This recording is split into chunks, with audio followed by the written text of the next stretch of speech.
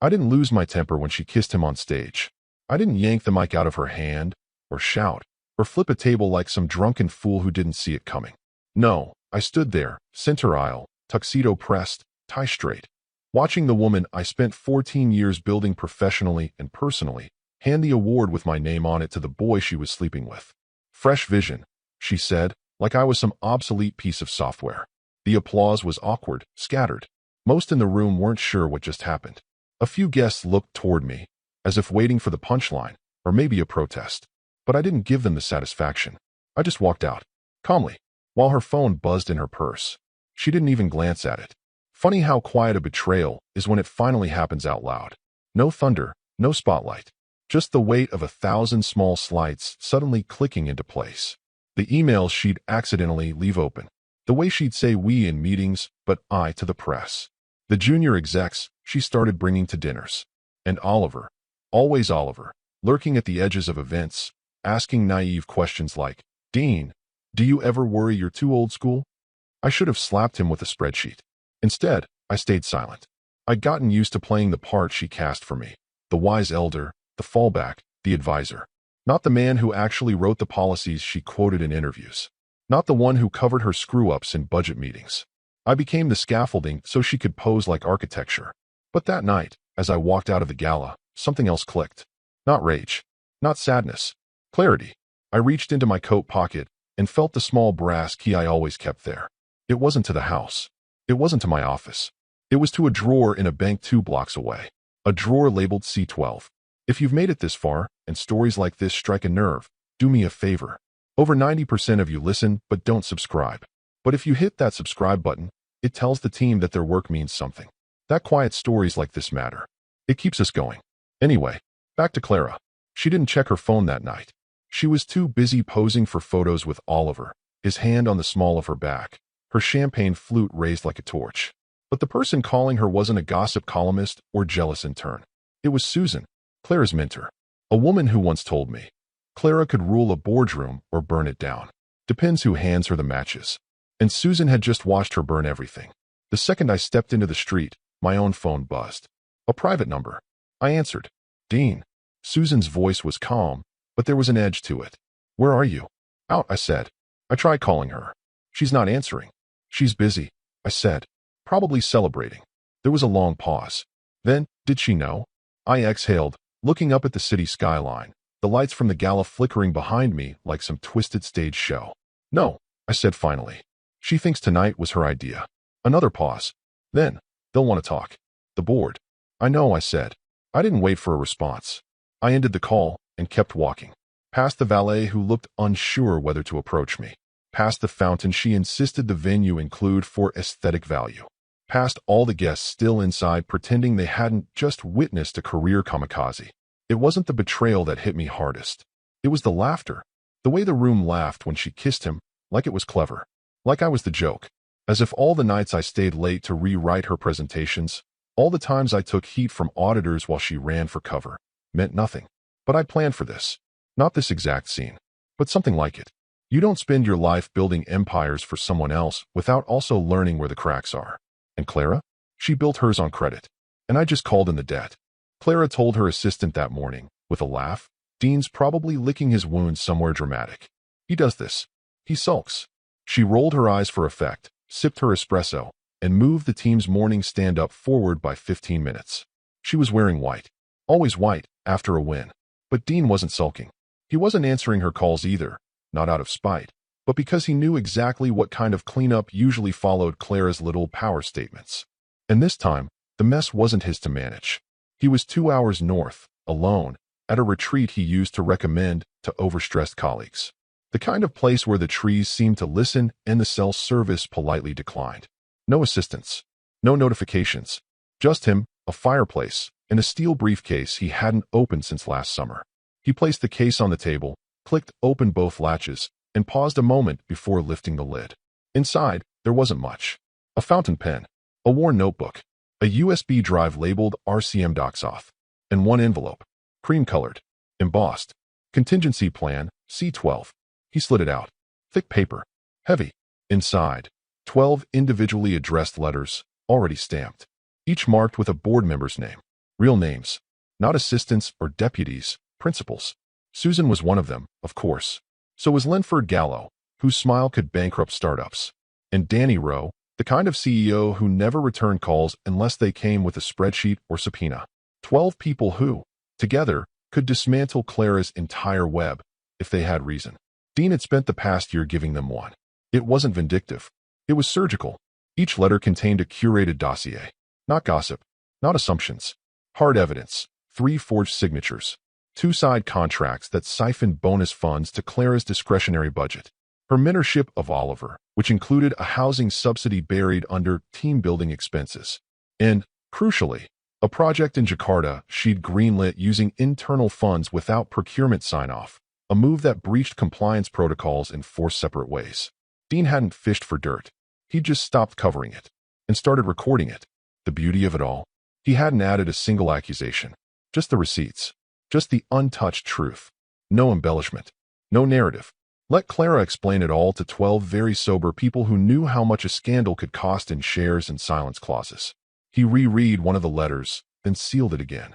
When he was done, he packed the briefcase, stepped outside, and handed it to the concierge with one instruction. Same courier as last time. 12 destinations. Overnight. The concierge didn't flinch. Understood, Mr. Whitaker. Back in the cabin, Dean poured himself coffee. No sugar this time. The silence was unfamiliar at first. No meetings. No back-to-back Zooms. No being summoned to put out a fire. He watched a bird land on the windowsill, tilting its head toward him like it had questions. He raised his mug in response. Back at HQ, Clara was already starting to feel the tremors. A missed email. An invite she wasn't copied on. HR rescheduling her one-on-one. She brushed it off. By noon, she'd sent Oliver a voice memo. Lunch. Victory lap. No reply. She tried calling Dean again, more out of routine than concern. Straight to voicemail. And then, finally, she remembered the buzzing phone from the gala. She hadn't checked it. It had felt beneath her in the moment. She did now. 5 missed calls. All from Susan. Clara stared at the screen. Then at the door.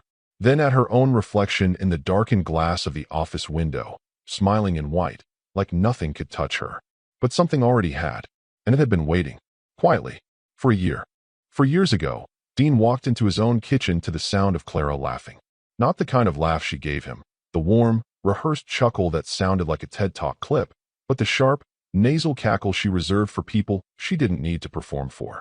It came from her phone, sitting face down on the island, speaker still on. She had stepped out to grab her laptop. He wasn't trying to eavesdrop. He just froze when he heard the voice on the other end. Oliver. I don't know, Oliver was saying. What if this Jakarta thing goes sideways? We're pretty exposed on the approval side. Clara didn't hesitate. Let Dean take the fall. He's used to cleaning up my messes. There was a pause. Oliver chuckled, nervous. She continued, more casually now, like it was obvious. He likes being the fixer. Gives him purpose. Dean stood still. Not angry. Not surprised. Just still. The kitchen light flickered overhead. One of those fluorescent bulbs they never bothered replacing. Clara always said it made the granite look dramatic. Dean always thought it just made everything seem slightly off. He left without a word. Didn't confront her. Didn't ask who Oliver was to her. Not yet. Instead, he walked down to his home office, turned on the old HP printer that coughed before it started, and opened his shared drive folder. Co-signatures 2013, present. He printed them all. Every contract, memo, and board authorization that had both their names on it. 67 documents. He went page by page. With a red pen. Marked every single one she altered after his signature. Tweaks in phrasing, removed clauses, line items that didn't match the original draft. He highlighted them. Then cross-referenced each version against the timestamps from the internal server logs. Downloaded those too. Made physical backups. Uploaded them to 2 external drives. One of which he mailed to a friend in Montreal, a retired CFO with nothing but time and a deep loathing for corner cutters. He didn't sleep that night. Not because he was heartbroken. Because he finally understood her. Clara hadn't changed. She'd evolved. When they met, she was sharp, ambitious, wildly persuasive. But there was always a current beneath it. A streak of calculation. Of testing boundaries. He thought marriage would ground her. That his reputation would temper her risk-taking. Instead, it emboldened her. He became the shield. The fallback. The firewall she could send any bad decision through, knowing he'd emerge charred but intact. The next morning, Clara made coffee and kissed him on the cheek like nothing happened. He kissed her back, poured cream into his mug. She said, "You're quiet today." He shrugged. "Just thinking about Jakarta." She raised an eyebrow. "Still hung up on that." "It'll be fine. I'll loop you in on the revisions later." "Looking forward to it," he said. Later that week, she presented a glowing project timeline at the board meeting. Dean sat 2 seats away, nodding, answering the technical questions while Clara fielded the praise. She wore her hair up that day, power look, gold hoops, confidence like cologne. And Dean wore the same calm expression he always did. He smiled. He clapped. He even made a joke about pacing ourselves. But in his briefcase was a new folder. Label, Redline Edits, C. It stayed with him. Boardroom to airport. Home to hotel. He never left it in drawers. Never trusted cloud storage. It was his quiet rebellion. Not because he planned revenge, but because, in Clara's world, people only mattered when they were useful. And he had just decided, if he ever became disposable, she discovered just how useful he had been. Susan had always been the one person Clara treated like an equal, at least in public. Behind closed doors, it was more complicated. Clara admired her, sure, but admiration curdled quickly when paired with ambition, especially when you started thinking you deserved the mentor's seat at the table. Susan Carvale wasn't just a board member. She was the board, one of the founding partners. Built the firm out of a garage during the dot-com burst while others were still pitching ideas on napkins. Her name carried weight. And when she tapped Clara for mentorship all those years ago, it wasn't out of charity. It was calculation. Clara was brilliant, yes, but also dangerous. Susan believed in keeping fire close, where she could see it. For a while, it worked. Clara rose fast, but carefully. Never too loud, never too bold, just enough to be undeniable. Susan taught her the art of influence without spectacle, of slipping power into the room without announcing it. Then Oliver appeared. Susan noticed the change immediately. First, Clara stopped running things by her. Then came the invites to speaking panels where Susan's name was conspicuously absent. 1 month Clara was thanking her publicly for decades of mentorship, and the next she was rewriting firm history to make herself sound like a lone prodigy. The final straw came during a quarterly offsite. Clara showed up with Oliver in tow, introducing him not as our new analyst, but as the next wave. He wore a designer suit, and that smugness common among people who haven't yet made real mistakes. Clara laughed too loudly at his jokes, touched his shoulder when she didn't need to. Later that night, Susan pulled her aside. "You want to sleep with him? Fine. Keep it quiet. You want to mentor him? Fine. Do it properly. But don't drag him through the front door like he's your co-founder. The board watches everything. Don't turn this into a spectacle." Clara smiled, glass in hand. "Susan, this isn't 1999. No one cares who's dating who anymore." "You're wrong," Susan said, dead serious. "The market doesn't punish relationships. It punishes sloppy ones." Clara rolled her eyes. "You sound like my father." Susan didn't answer. She just turned and walked away, heels echoing sharply on the marble floor. The night of the gala, Susan watched the train wreck unfold from her table near the front. Her name was printed in gold foil on the seating card. Next to it, a tiny crystal box, a token of appreciation from the organizing committee. Inside was a pin in the shape of a laurel wreath. It was supposed to symbolize legacy. She watched as Clara took the stage, the award card in hand. Saw Dean rise slowly from his chair, believing, naively, faithfully, that she would say his name. And then she didn't. Susan didn't clap. She didn't laugh when Clara kissed Oliver on the cheek. She just picked up her phone and called her. Straight to voicemail. She tried again. Still nothing. Across the room, Dean walked out. No expression. No words. Just vanished. Susan got up and followed. But by the time she reached the lobby, he was gone. She stood in the cold for a minute, arms wrapped tight across her chest. Then pulled up his number and dialed. He answered. "Susan," he said, without emotion. "I want to fix this. Before the board meets," she said. The words came fast, like they'd been waiting all evening to escape. Dean didn't say anything at first. She waited. He finally said one word. "Too late," and hung up. Not abruptly, not cruelly, just finally. Susan stared at the phone in her hand. For the first time in years, she felt what it was like to be behind the curve. Clara had scorched the ground faster than Susan had predicted. And now, even Susan couldn't put out the fire. The first thing Clara noticed was the silence. Not the quiet kind, the staged kind. The kind that happens when people see you coming and suddenly pretend to be busy. Her assistant, Tanya, didn't offer coffee. Didn't say good morning. Just nodded. Then glanced away like she didn't want to be involved in something she'd already seen too much of. Clara walked into her office and saw Dean's desk. Clean. Empty. Too empty. No legal pads. No pens scattered in neat chaos. No sticky notes marked with his looping script. Even the framed photo of their first acquisition party, the one he kept out of sentimental guilt, was gone. In its place, one item. A matte black binder. Centered. Deliberate. Label printed in bold white block letters. Transition notes. She didn't touch it at first. She just stared. Then she picked it up, sat down in his chair, not hers, his, and opened it. First page, a table of contents. Section 1, contract deviations.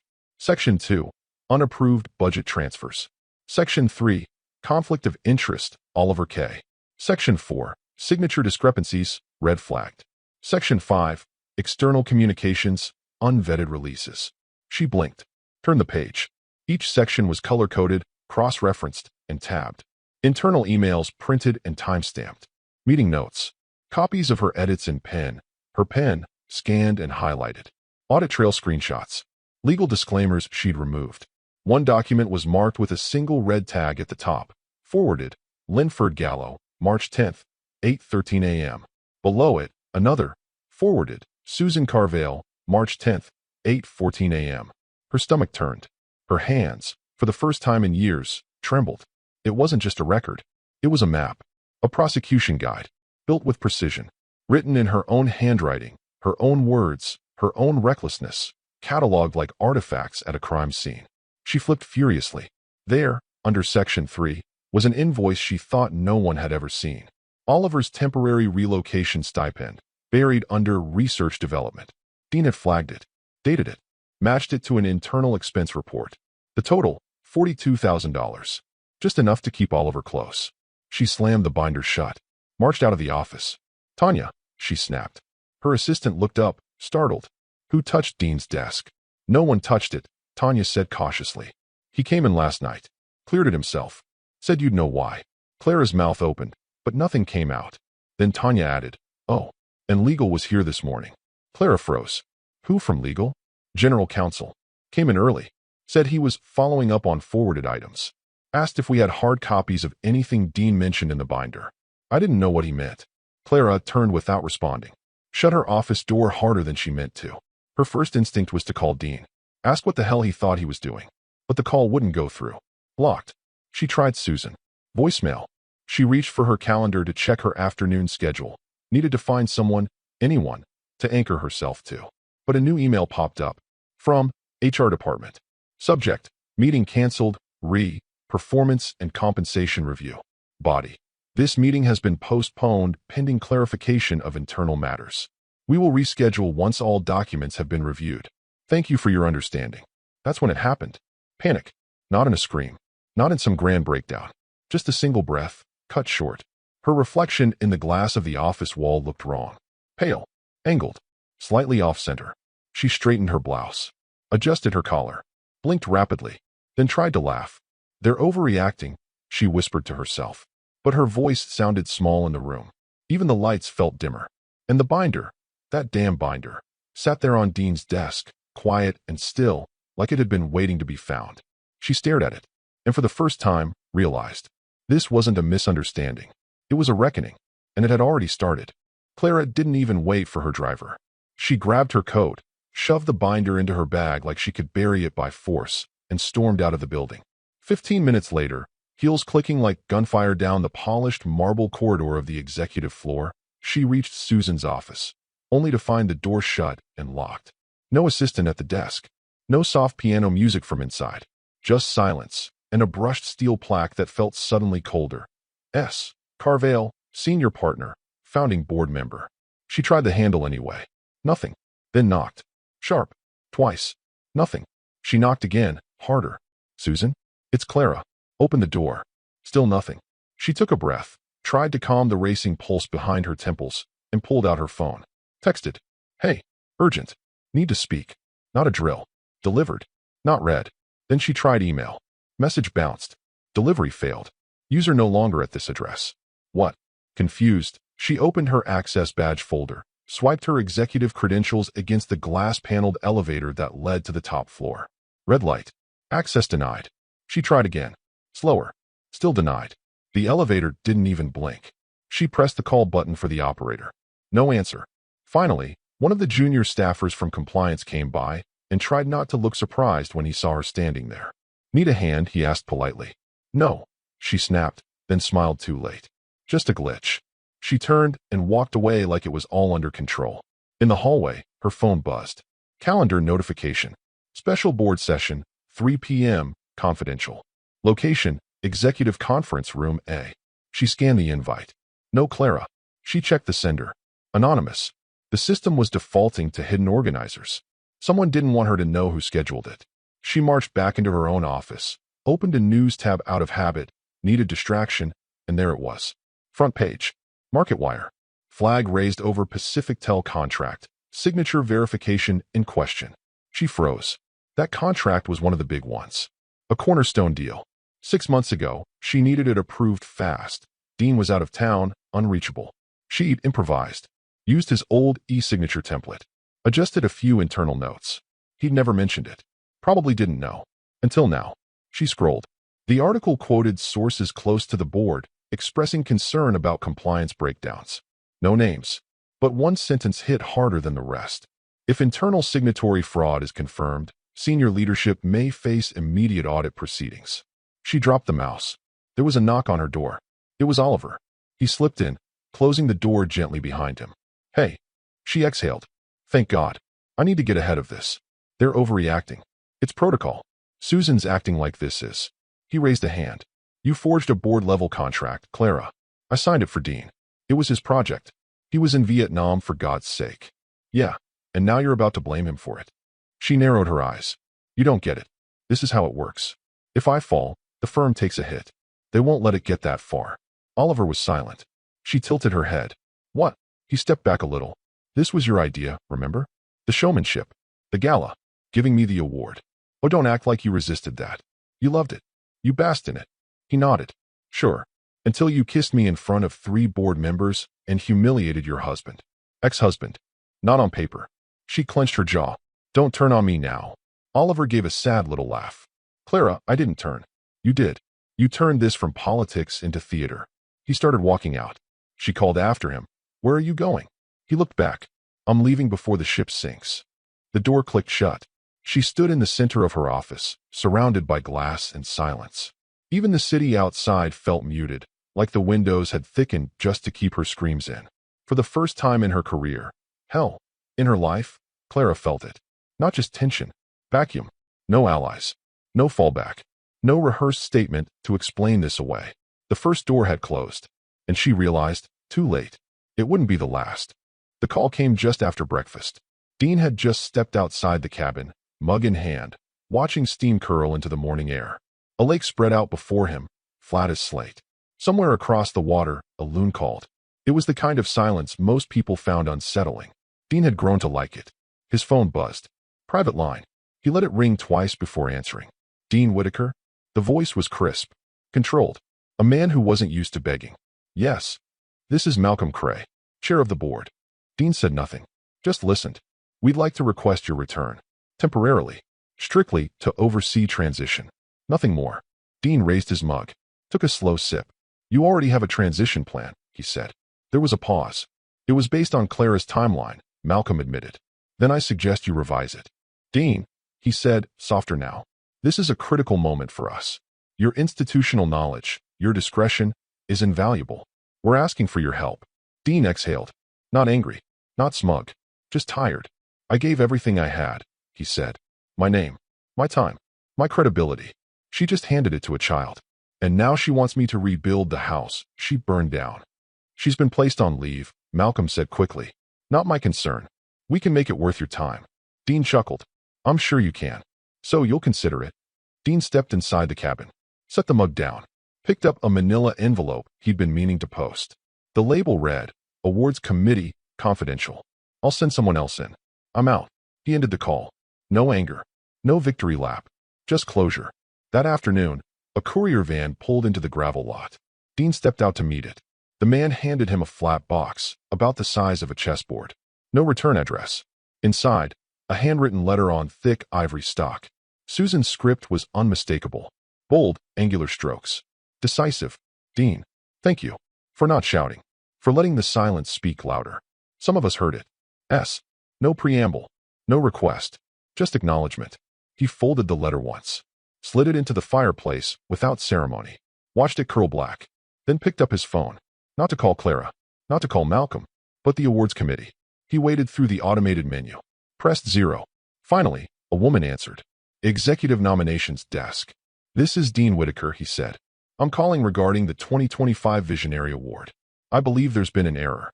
Sir, the recipient was misattributed. Another pause.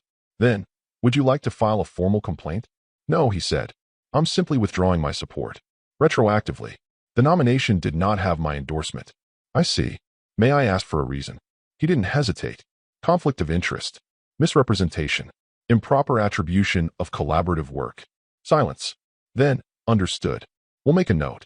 Thank you for your time. He hung up. Outside, the lake was still again. He didn't smile. Didn't gloat. But a small knot behind his ribs. The one that had been tightening for years. Ever since Clara's first sidestep. First half-truth. First public credit for a win she didn't fully earn. Loosened. Back in the city, Clara was pacing. 3 different board members hadn't replied to her emails. Her assistant had been reassigned. Oliver wasn't answering.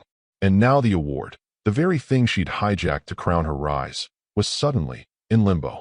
No official statement yet. But the silence? It was growing. And Clara, for once, couldn't fill it. The press release dropped without warning. No banner. No press conference. Just a quiet update on the committee's official site, buried beneath a schedule change for next month's finance forum. Due to procedural inconsistencies, the 2025 Visionary Award is hereby revoked. No replacement recipient will be named at this time. That was it. Sterile. Unemotional. Like it was a calendar correction instead of a career guillotine. But insiders? They knew. The statement spread through industry Slack channels like wildfire. Subtle edits were made to LinkedIn posts. PR managers whispered into phones.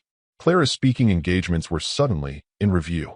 A podcast appearance was rescheduled. A Forbes profile already in layout was shelved indefinitely. She saw the release as she was standing in front of the mirror in her office bathroom, halfway through fixing her makeup for a scheduled interview that would now never happen. The headline flashed as a push notification on her phone. She clicked it twice, thinking it had to be fake. Spam. Or a leak from one of Dean's bitter friends. But it wasn't. It was official. She stared at the mirror for a moment. The red of her lipstick suddenly looked like war paint. She stormed out of the bathroom and into her office. Tanya, she yelled. Her assistant stepped in, reluctantly. Yes. Why didn't anyone tell me this was happening? Tanya hesitated. There was a board-only call this morning. You weren't on it. And no one thought to. They said you were being updated separately, she replied carefully. By Susan. Clara grabbed her phone. Dialed. Voicemail. She didn't even leave a message. She dialed again. Then again. Nothing. She tried Dean. Blocked. Of course. That's when the board's private comms app started lighting up. Clara still had access. Barely. The feed was exploding. Screenshots of the retraction. Passive-aggressive emoji reactions. Someone had posted a gif of a trophy melting in a fire. Another tagged Oliver. Guess you'll have to give the award back. Oliver didn't respond. She noticed his name vanish from the participant list a few minutes later. Someone had removed him. She scrolled faster, fingers twitching. Her hands felt disconnected from her body. This isn't happening. Then, her phone rang. A number she didn't recognize, but the area code made her stomach drop. The one she'd ignored at the gala. She picked up. Hello. There was a pause. Then Susan's voice. Ragged. Like it had aged a decade since their last real conversation. The board just called, she said. Your nomination? It's gone. Clara couldn't breathe. What? She whispered. They're calling it procedural, but it's more than that. They're spooked. You humiliated him in front of 3 investor families. Clara, do you understand that? One of them was about to offer him a fellowship. Now they're furious. Clara stumbled backward into her chair. He didn't even do anything, she said quietly. He walked away. He didn't fight. He just left. Susan's voice cracked. Exactly. He let the silence speak. There was a long pause. Neither spoke. Then Clara asked, in a tone that almost sounded like pleading. Can you fix it? Susan exhaled, long and slow. I warned you. I told you to stop treating your career like theater. But you didn't listen. You supported me. Clara snapped. I protected you, Susan corrected. That's not the same thing. Another beat of silence. Then, colder, you're on your own now. Click. The call ended. Clara sat in her chair, phone still to her ear, long after the line had gone dead. Outside, the city moved on without her. Somewhere, a neon billboard flashed an ad for the awards gala replay. The image hadn't been updated yet. Clara was still on it, smiling, holding a microphone. But the award? It was already gone. It happened fast, but not loud. Clara had always assumed that if she ever fell, it would be in flames, in headlines, in lawsuits and denials. But that wasn't how it went. She didn't even get a scandal. She got edited. Her badge stopped working first. Not just the executive elevator this time. Everything. Front entrance. Parking. Internal portal. She called IT. They said it was probably just a permissions reset. The next morning, HR asked her to work remotely while some internal matters are reviewed. The email used careful words. No accusations. Just space. That kind of space you give someone when you've already emptied their desk but haven't told them yet. Oliver didn't return her messages. When she finally got him on the phone, he sounded strange. Careful. They reassigned me to Asia Pac, he said flatly. Effective immediately. Clara blinked. That's a demotion. He didn't argue. Just said, they said it's transitional. Did you push back? He hesitated. Clara, they found the invoice. The stipend. The one you buried. She felt her stomach sink. They're digging, he added. And I don't think they're going to stop. She tried calling Susan again. No answer. No one answered. Even Tanya, her assistant, was suddenly on PTO. By Thursday, her inbox was different. Invitations started disappearing. No follow-ups on her guest spot for the strategy podcast. No response from the conference in Munich, where she was meant to keynote. She checked her speaker profile. It was gone. So was her TEDx video. Unlisted. Then deleted. She called the organizer. He stammered through a vague explanation about ongoing review and changing brand standards. And then the worst blow. The nonprofit board she'd chaired for 7 years quietly removed her photo from their website. No statement. No farewell post. Just gone. All the places that once used her name like currency were suddenly allergic to it. The whispers followed. Former mints she'd fast-tracked were now using phrases like, I always thought something felt off. Journalists reached out, not for quotes, but for clarifications on your past role in the Jakarta project. One even asked whether she had any regrets about the gala incident. She didn't respond. Because how do you explain that the worst thing wasn't the collapse? It was that no one tried to stop it. And Dean? He didn't gloat. Didn't return fire. Didn't grant interviews or leak anything. He just vanished into a quiet little office on the edge of town, working 3 days a week with a veterans reintegration nonprofit. Small team. Local impact. No press releases. No cameras. When someone asked if he was that Dean Whitaker, he just smiled and said, used to be. His name didn't trend. But something else did. Screenshots of the award withdrawal. Speculation threads about the gala incident. A clip from the moment Clara handed the plaque to Oliver, freeze-framed, zoomed in on Dean's face as he turned to walk away. Silent. Poised. Someone captioned it. That's what power actually looks like. It went viral. The comments section wasn't cruel. Just precise. He warned her. She laughed. Now she's quiet. Lesson, don't mistake grace for weakness. Clara stayed offline after that. Tried to consult. No takers. Tried to pitch a memoir. No publishers replied. Tried to host a private dinner for old allies. No RSVPs. Even her calendar looked empty.